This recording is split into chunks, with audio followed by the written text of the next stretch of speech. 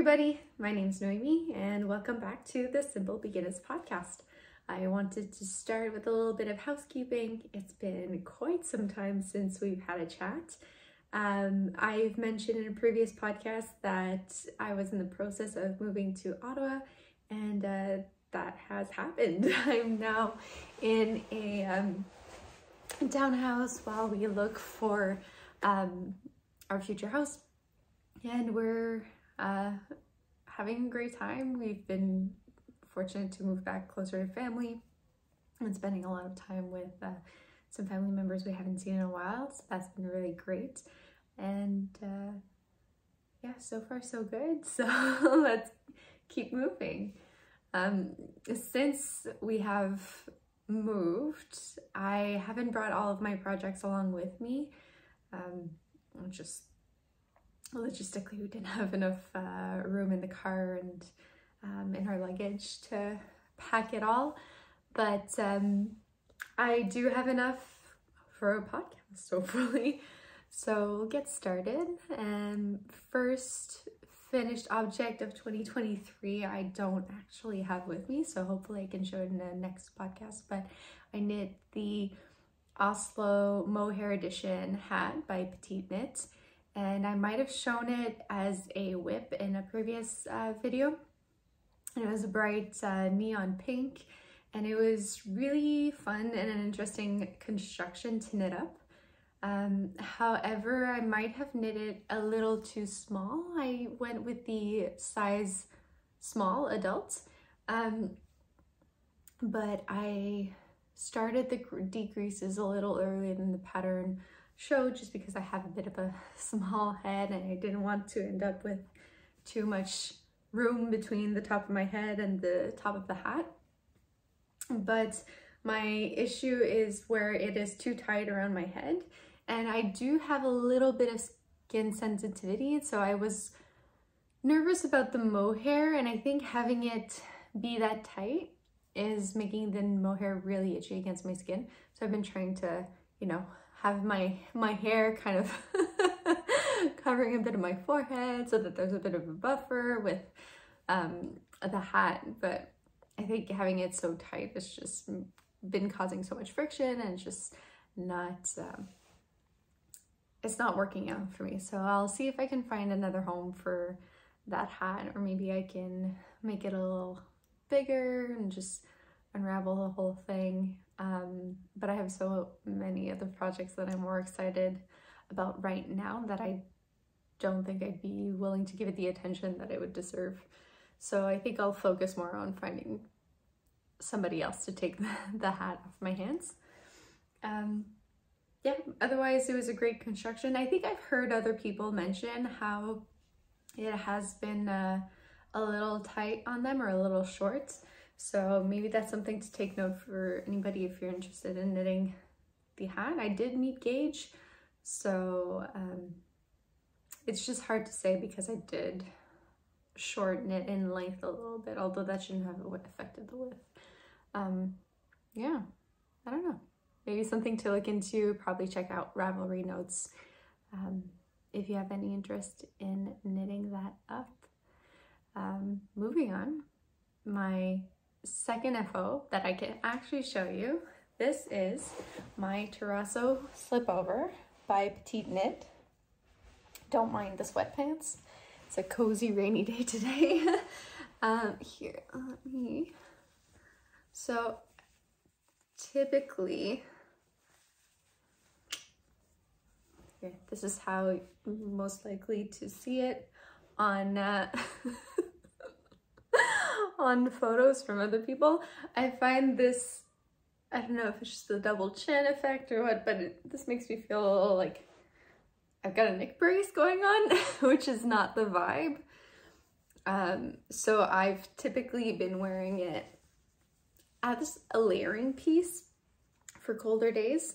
If I'm wearing it instead of putting on a scarf under my coat, when I go outside, I typically wear it like this.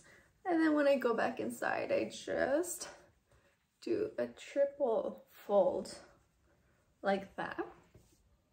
And see, I feel like this gives me a little bit more length up here. It doesn't push my double chin up against my face and just has a better, cleaner look for my taste. Anyway, so I've knit this in the Noro Madara, and this was so much fun. This podcast is all about, you know, being a beginner knitter and learning new techniques. So we'll jump into that. The new techniques that I've learned while making this slipover were twisted rib, which I had a really good time doing. And the bind off I used was the Italian bind off, which took me a little bit of time to get, okay, sorry, just knocked the table. It took me a little bit of time to get the hang of it. I had to keep watching a video to make sure I was doing it properly. But once I got it, just boom, boom, boom, worked out really quickly, and I find it has a really nice finished look to the piece. So that's been pretty cool. Another new technique to me was the construction at the back. So you knit the back first, then pick up for each shoulder, connect at the neck, knit the front, and then connect on the armholes, and then knit in the round. So that was a pretty good learning process, but I think it went really well. And yeah, another thing I had to do for this shirt, or sorry, the slipover, is some color management. So what happened is, this is the Noro yarn that I was using is a self-striping yarn. And so when I started on the back piece, I had fairly thick stripes. So that continued into the front. And then I realized as I was joining in the round end of the armholes that I was now knitting double the width of the yarn. And so I would have, well, I would have gone from having large stripes to very thin ones for the rest of the body, up until the point where we split for the split hem, and then go back to having some thick stripes. So to try to counteract that, I had purchased 3 skeins of this yarn. I caked them up and had to kind of go back and forth between skeins and essentially pick out all the purple for one and knit this stripe, pick out all the brown for one, and so on and so forth, so that although they're not completely even, the striping feels a little bit more uniform than if it were large blocks here and then teeny tiny stripes down and then back to long blocks. I thought maybe that would have a strange effect, but anyway, it worked out well.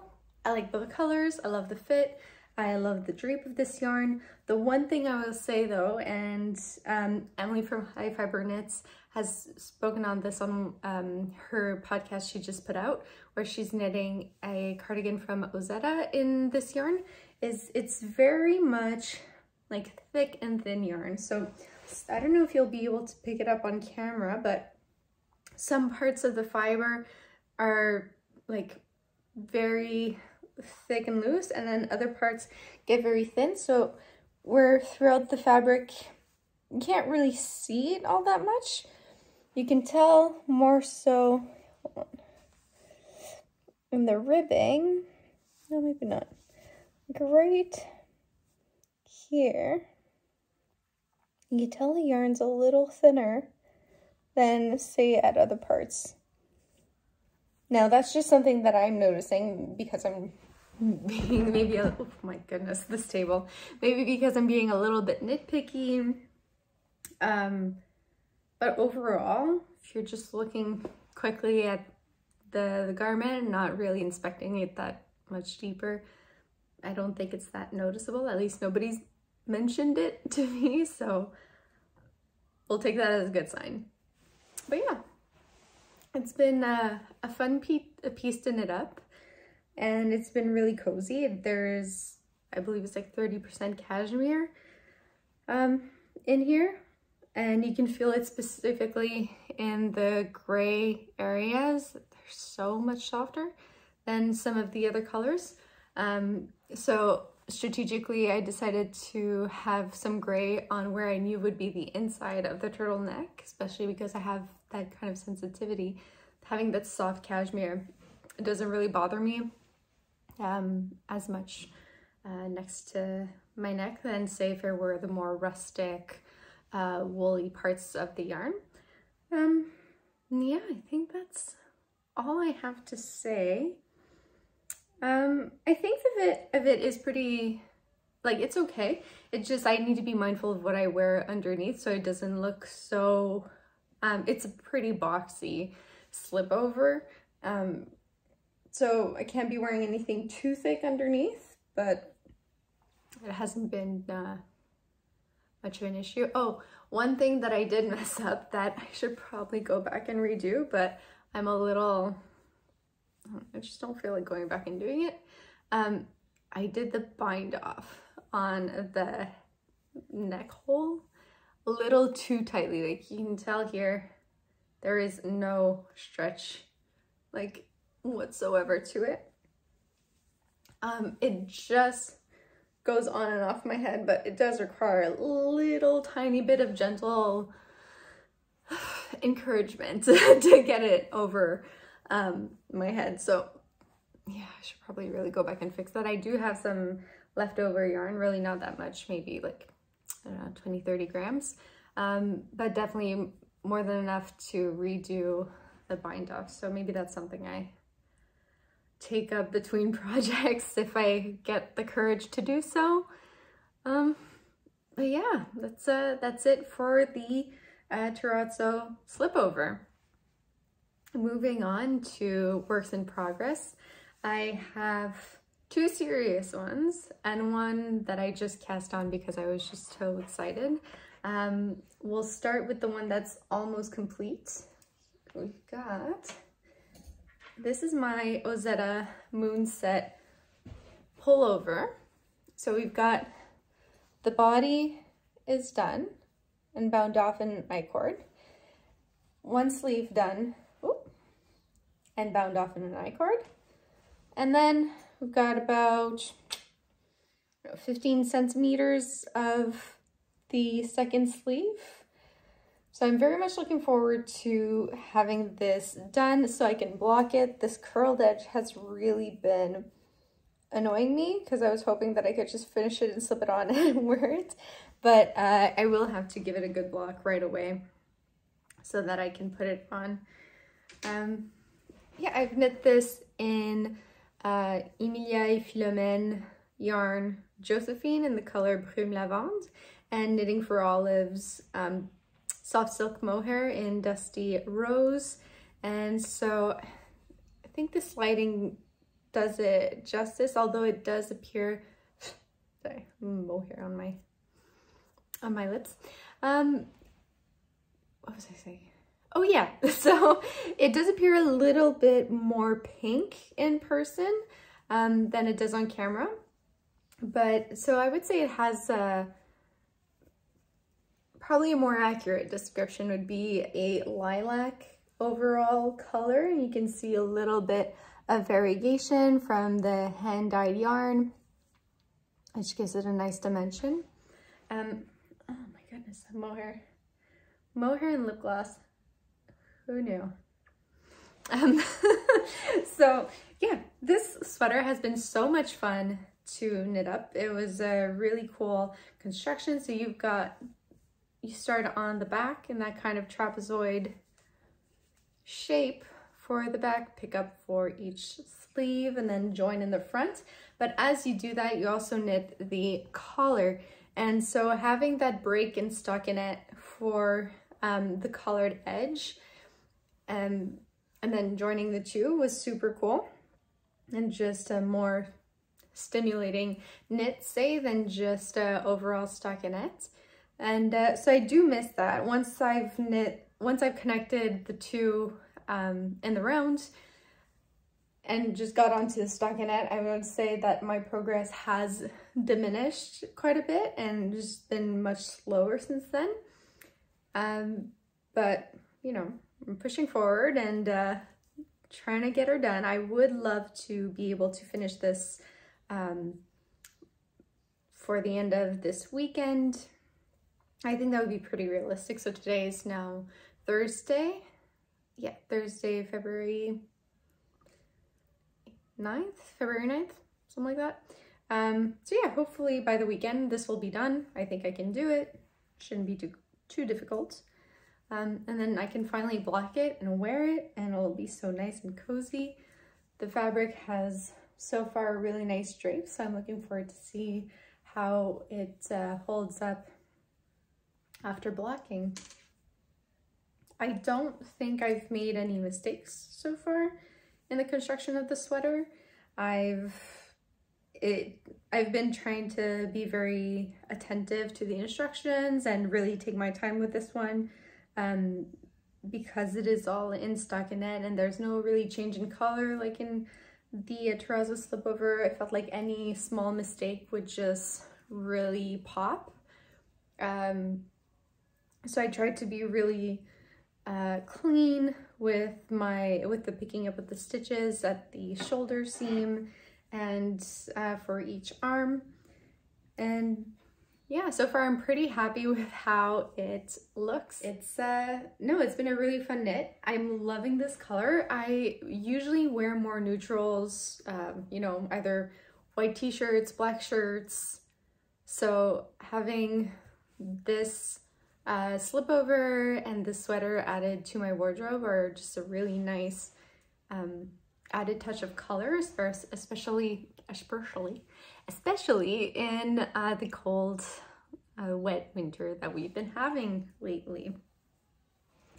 Yeah, pretty happy with this so far. Fingers crossed in the next video it'll be done.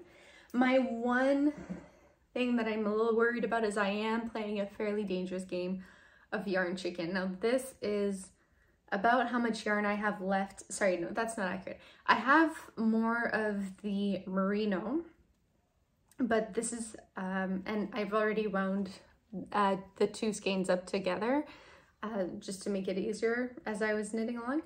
I have some merino left, but this is everything that I have left of the mohair, and unfortunately there is no local yarn store near me that carries knitting for olive.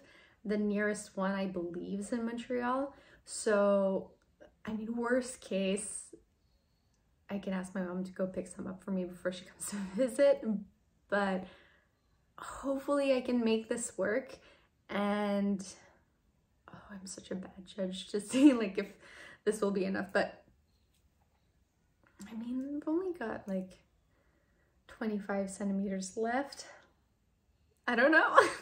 Well, we'll wait and see, but fingers crossed that this is more than enough, or that it's just enough. I don't need more, I just need just enough. Yeah, so we'll see. So that's whip number 1. Whip number 2, we have my Barbara Shawl by Gregoria Fibers. It's quite the mouthful. I don't have all that much done. I have maybe a quarter of the shawl done in terms of length, definitely not in terms of stitches. Yeah, this has been a really fun knit. Not quite mindless, but easy enough to remember the pattern. This is in a broken garter stitch, which is giving it like a three-dimensional, I don't know if it's in focus. Anyway, it's giving it a bit of a three-dimensional look. Here, yeah, maybe you can see it better like this. Basically kind of like little crinkled look. Anyway, I'm very much looking forward to having this complete, although I haven't been working on it as much as I want to because I'm so focused on the sweater. But yeah, this has been really fun. I'm knitting this in a yarn that was local to me in Timmins. It's a alpaca and silk yarn. It's 85% alpaca, 15% silk. I've talked about this yarn before, but it is, I purchased it at a alpaca farm Timmins, and this is undyed. It is a combination of yarn that comes from, of wool that comes from 4 different alpacas from that farm, and I've met all of them and they've been really lovely and so cute. So before I left, actually a couple months ago when I went to visit the farm, I had purchased 4 skeins of this yarn from them, and I went back to visit one more time before leaving Timmins because I figured I don't think that I'm not sure if they might, if you call them, I'm sure they would ship yarn, but it's not readily available on their website to purchase. So I just figured I'd stop by one more time and grab a couple extra skeins just to make sure that I have enough, and that I'd even have some leftovers so I can maybe make a matching, some matching fingerless gloves or mittens. I haven't quite decided yet. But yeah, I'm pretty happy with this. I wish you could feel it. This yarn is so incredibly soft, and this shawl is just very lightweight and has a really nice drape to it. So I think this is just a perfect yarn for that. Yeah, I'm enjoying it very, very much. I cannot wait to wear it. I think it's gonna be just the coziest accessory. Yeah, I'm looking forward to it. It's been a really fun pattern. This pattern is extremely well written. It was my first pattern by Gregoria Fibers to be working on, and it's very clear. There is a chart, which is my first chart to follow, as well as written instructions, and it's a perfect, like, easy beginner pattern.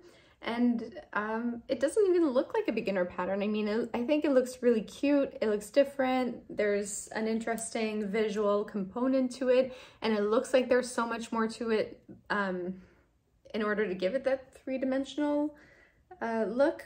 But really, it's just a series of knits and purls that are strategically placed to give it some undulation. But yeah, I would recommend this yarn. Well, yes, I would recommend this yarn. Oh goodness, mohair just won't quit. I would, okay. Oh my God, they're just everywhere. I would highly recommend this pattern for anybody who's a beginner and looking to make a simple scarf that still has an interesting element to it. I have been enjoying this very, very, very much. And I might even make another one as a gift. Not right now, but maybe for Christmas, we'll see. We'll see if it strikes my fancy. But I think this looks like professional enough where you can gift it and somebody would be impressed. But also, it's not all that much work to do. The one thing I will say, this is knit on 3mm needles, and this is a sport weight yarn, but it is knitting up very, very slowly. Like, I've put in probably like a solid a couple hours on this, and it just feels like it's never growing, which is probably why I haven't been so keen to pick it up, and I've been focusing on the sweater. But I mean, still, it's nice to have as a project on the side when you want to break from whatever else you're working on. And yeah, a quick water break.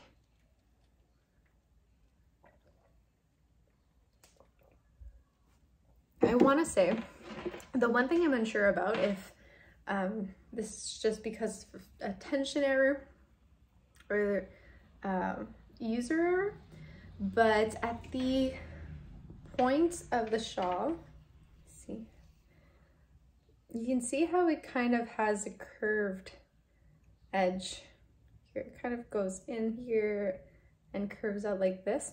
Now, I don't know, again, if that's from like having some loose tension on this side and maybe tighter tension on this side, or what it is, but hopefully that's something that I can fix with blocking to have it just kind of more of a triangular shape. It doesn't really bother me all that much. It's not like the focus of the shawl. But if I had to find something to be nitpicky about, that would be the one thing that's it's just bugging me a little bit. But I guess that also is what makes it handmade, right? Is that it's not perfect. Anyway, we'll see. We'll see. Hopefully the other edge doesn't have that issue. And yeah, so on to my third and final whip. And I mean this very generously. Here it is.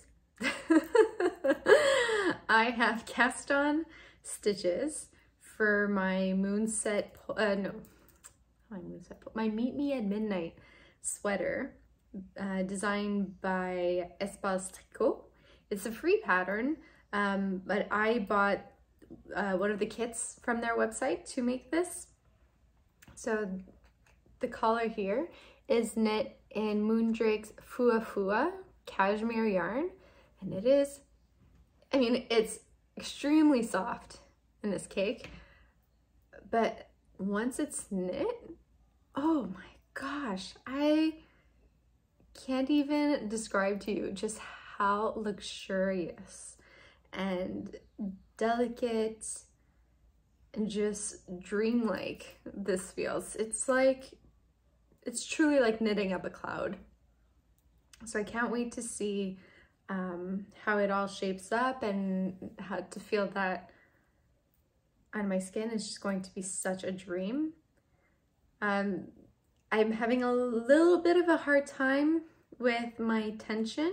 I feel like the yarn, that's probably just because I'm such a beginner, but I just feel like the yarn is slipping through my fingers. So maybe wooden needles would have been a better fit for this for me, but otherwise not too big of a deal. I just have to readjust as I go and be mindful so that I don't end up with stitches that are super wonky.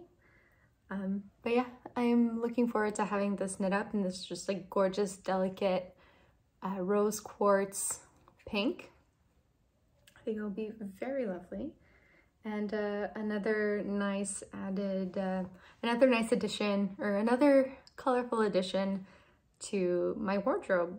I feel like that's a bit of a theme so far in 2023 in my knits, other than the shawl, that's the word I'm looking for, other than the Barber shawl that is knit in a kind of taupey brown color. Everything else that I've been knitting has been colorful, which has just been my mood. I think there's something to do with going into a yarn store and seeing all the beautiful colored yarns on display. That's maybe more inspiring to me to pick up colorful yarns to knit with than rather just perusing at a store and looking for staple pieces. I feel like my wardrobe is pretty much filled with staple pieces that I'm looking for more personalized pieces to add into my wardrobe. Oh, there's nothing wrong with a minimalist look, or you know, beiges and blacks and grays and whites. Those are always going to be classics and will never go out of style.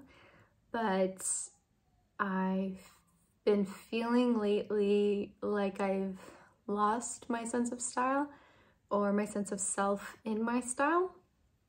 And yeah, hopefully knitting with some color will help me find myself again in how I want to present myself in my clothing to the world. I didn't think this was going to be going in that philosophical of a direction today, but here we are. Yeah, I think I'm looking forward to seeing how 2023 knits up for me. Just thinking ahead of thinking ahead at other patterns that I've purchased and the yarns that I've purchased for them. Most of them have been colorful yarns, maybe not bright necessarily, but I've got some greens coming up next. I've got some like creamsicle kind of orangey yarn that I'm looking forward to knit with. So I think maybe that's my subconscious telling me, hey, let's bring back the sunshine in your closets. Yeah, and I'm excited to see where it takes me. Yeah, that's all I have to say on that. I think that's all I have for today. It's been pretty chaotic with the move, but we're here. We're settled for at least a little while until we find our future house. And I've got plenty of projects to keep me busy and to keep my hands going. So I'll leave it at that for today. And I want to hear what you guys are working on and what are your goals for 2023. What have you been noticing as trends in your knitting queue, your project queue? And yeah, let me know if you have any comments, questions, or suggestions on how to fix maybe some of the errors that I could have come across with some of my knitting. Notably, how to fix this, the too tight edge. I hope it's not too big of surgical procedure to go through, because it does feel pretty daunting. But yeah, if you have any tips and tricks, please let me know. I am eagerly awaiting your suggestions. So that's it for me today. Have a happy February, and we'll talk to you next time. Bye bye.